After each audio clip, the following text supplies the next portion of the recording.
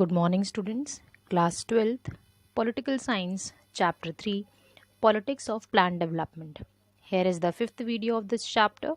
In this video, first we will discuss about the decentralization planning, and after that we will study about some key controversies during the first 5-year plan and the second 5-year plan. Let's start our topic. Decentralization or decentralized planning.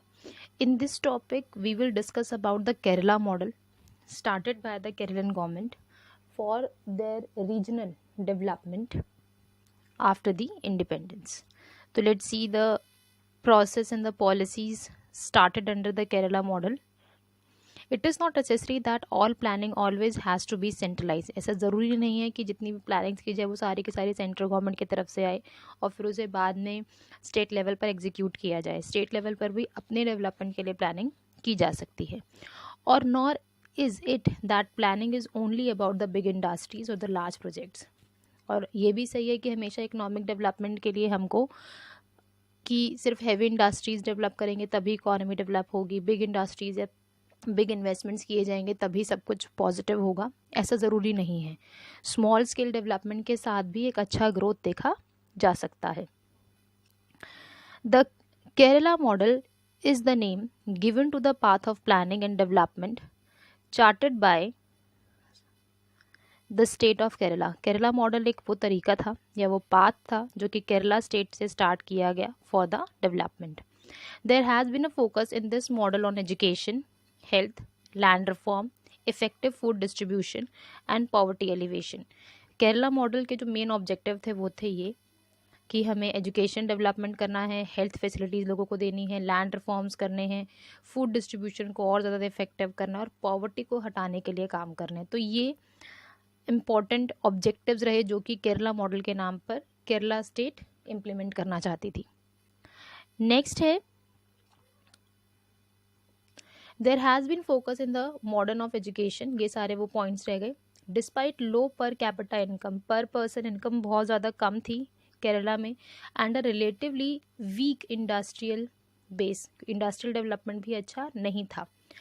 Kerala achieve nearly total literacy इन सब problems के बावजूद, जहाँ पर capita income बहुत ही ज़्यादा लो है, पर पर्सन इनकम बहुत ज़्यादा लो है, इंडस्ट्रियल बेस स्ट्रॉन्ग नहीं है, फिर भी टोटल लिटरेसी अचीव किया. लॉन्ग लाइफ एक्सपेक्टेंसी, लोगों का जो एक सर्वाइवल का जो एज है वो बढ़ा हेल्थ फैसिलिटीज़ के बाद. ठीक है, लो इन्फेंट डेथ रेट कम हुआ.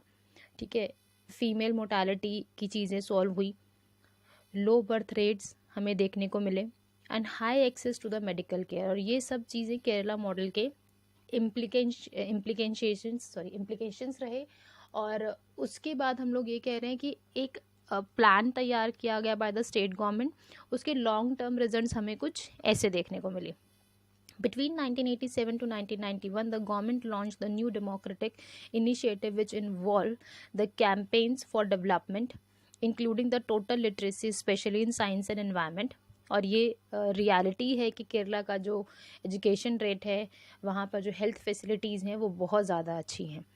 Designed to involve the people directly in development activities, though the voluntary citizens organisations, यानी कि गवर्नमेंट भी रोल प्ले कर रही है, वॉलंटरी ऑर्गेनाइजेशंस हैं वो भी उसके लिए काम करते हैं. The state has also taken initiatives to involve people in making the plans at the panchayat, block and district level.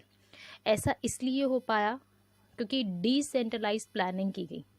Decentralise planning का मतलब होता है बेटा जो अब तक हम लोग प्लानिंग पढ़ते आ रहे हैं 5-year प्लान में, प्लानिंग कमीशन में, तो वो प्लान चलता है टॉप डाउन अप्रोच.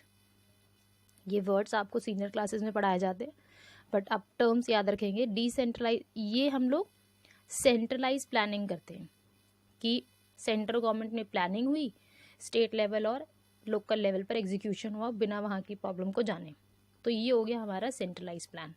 हम लोग डिसेंट्रलाइज प्लानिंग में क्या देख रहे हैं, डाउन टू टॉप अप्रोच, नीचे से ऊपर जा रहे हैं. क्योंकि ग्रास रूट लेवल पर जो प्लानिंग कर रहे हैं उनको अच्छी रियलिटी पता है कि भैया हमें क्या करना है क्या नहीं करना.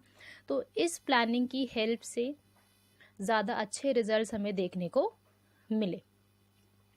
ये चीज़ें हमारे सामने आई जो कि एक इम्पॉर्टेंट पार्ट है डेवलपमेंट के लिए. नेक्स्ट हम लोग जब बात करते हैं बेटा, तो वो है की कंट्रोवर्सीज। की कंट्रोवर्सीज का मतलब क्या है कि जब हम लोग ये 5 ईयर प्लान के नाम पे कुछ जद्दोजहद सी कर रहे हैं कि भैया हमें क्या करना है क्या नहीं करना है, तो ये सारी प्रॉब्लम्स हमें बहुत ज़्यादा देखने को मिल रही हैं। तो हमारे लिए कुछ डिबेट्स सामने आ रही हैं, जैसे कि the key controversy the strategy of development followed in the early years raised several important questions. Let us examine 2 or 3 disputes that continue to be relevant। यानी कि कुछ हम लोग डिस्प्यूट्स के बारे में बात करेंगे जो कि हमें उस टाइम पीरियड पर बहुत ज़्यादा रेलिवेंट लगे कि हाँ यार ये एक इम्पॉर्टेंट टॉपिक था जिसके ऊपर सरकार को काम करना चाहिए था और उसके ऊपर डिस्कशन करना भी ज़रूरी है। तो हम लोग उन पॉइंट्स के बारे में भी थोड़ा बहुत देखेंगे, जैसे कि एग्रीकल्चर वर्सेस इंडस्ट्री। ये मुद्दा शुरुआत से चला और हमेशा से हमें देखने को मिला कि एग्रीकल्चरल लेवल पर, इंडस्ट्रियल लेवल पर एक कंट्रोवर्सी हमेशा चलती रही। अब उसे किस तरीके से सॉल्व करने की कोशिश की गई है हम लोग अभी देखेंगे। We have already touched upon a big question between agriculture and industries, which one should attract more public resources in a backward economy like that India। यानी कि इंडिया जैसी डेवलपिंग नेशन में, इंडिया जैसे बैकवर्ड इकोनॉमी वाले nation के अंदर हमें आपके एग्रीकल्चर सेक्टर में और इंडस्ट्री सेक्टर में हमें किसको चुनना है, ठीक है, और हमारी इकोनॉमी किसके तरफ ज़्यादा अट्रैक्ट होगी ये हमें जानने की कोशिश करनी है। Many thought that the second plan lacked an agrarian sector for development, and the emphasis on the industry caused the agriculture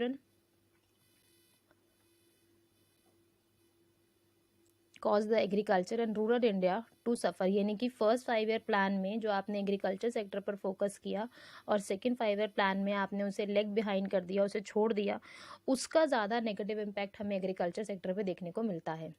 Gandhian economists like J.C. Kumarappa proposed an alternative blueprint that put together the emphasis on the rural and the industrialisation. एक plan आया हमारे सामने, ठीक है, जिन्होंने दोनों के बीच में बैलेंस करने की कोशिश की, बट ऑल्दो वो सक्सेसफुल नहीं हुआ, but still it was a try कि हमें दोनों के बीच में बैलेंस करना चाहिए। Chaudhary Charan Singh, a Congress leader who later broke from the party to form भारतीय लोकदल। चौधरी चरण सिंह बेटा पहले कांग्रेस में थे, फिर बाद में उन्होंने एक भारतीय लोकदल नाम से एक पॉलिटिकल पार्टी बनाई, जिन्होंने forcefully articulated the case for keeping the agriculture at the center for the planning of India। जिन्होंने फोर्स किया, यानी कि भारतीय लोकदल पॉलिटिकल पार्टी के नाम से उन्होंने अपनी एक पॉलिसी को सामने रखा कि भैया हमें एग्रीकल्चर को सेंटर रखना चाहिए इंडिया की इकोनॉमिक प्लानिंग के लिए। He said that the planning was leading to creation of the prosperity in urban and industrial section at the expense of the farmers and the rural population। और जो कि सही भी है।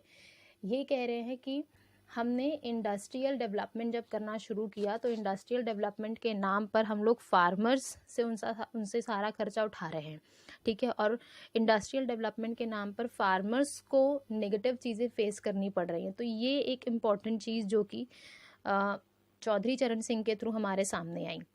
Others thought that without a drastic increase in the industrial production, there could be no escape from the cycle of poverty। और कुछ लोगों का ये मानना था कि भैया अगर तुम इंडस्ट्रियल डेवलपमेंट नहीं करोगे तो तुम्हारी इकोनॉमी डेवलप नहीं होने वाली। ये एक ना साइकी थी जो लोगों के अंदर बनी हुई थी।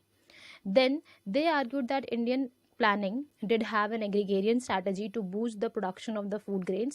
The state made laws for the land reforms and distribution of the resources among the poor in the village। तो ये अलग अलग लेवल पर एग्रीकल्चर सेक्टर के अंदर प्लानिंग करनी शुरू की कि भैया हमें ये कर सकते हैं और हमें ये करना चाहिए।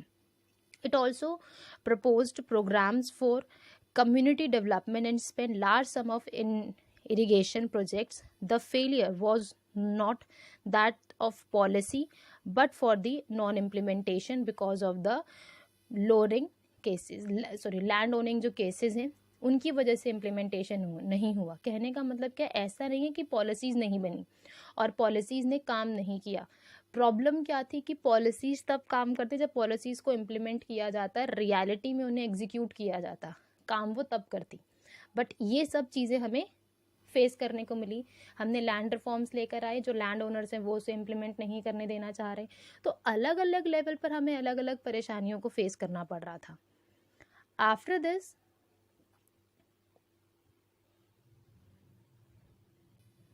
Beside, they also argued that even if the government had spent more money on agriculture, it would not have solved the massive problem of the rural poverty. और ये भी एक्सेप्ट कर लिया गया कि आप जितना मर्जी प्लानिंग करते रहो, जब तक उनका इम्प्लीमेंटेशन नहीं होगा, जब तक लोग तैयार नहीं होंगे, जब तक ये जो लैंड ओनर्स हैं, ज़मींदार हैं, ये लोग तैयार नहीं होंगे, तब तक एग्रीकल्चर सेक्टर के अंदर अच्छा डेवलपमेंट नहीं होगा और रूरल पॉवर्टी का कुछ भी नहीं किया जा पाएगा। तो ये चीज़ें हमें फेस करने को मिली और ये रियलिटी थी जो कि एक्सेप्ट कर ली गई। तो in the next video we will study about the next controversy between the public versus the private sector.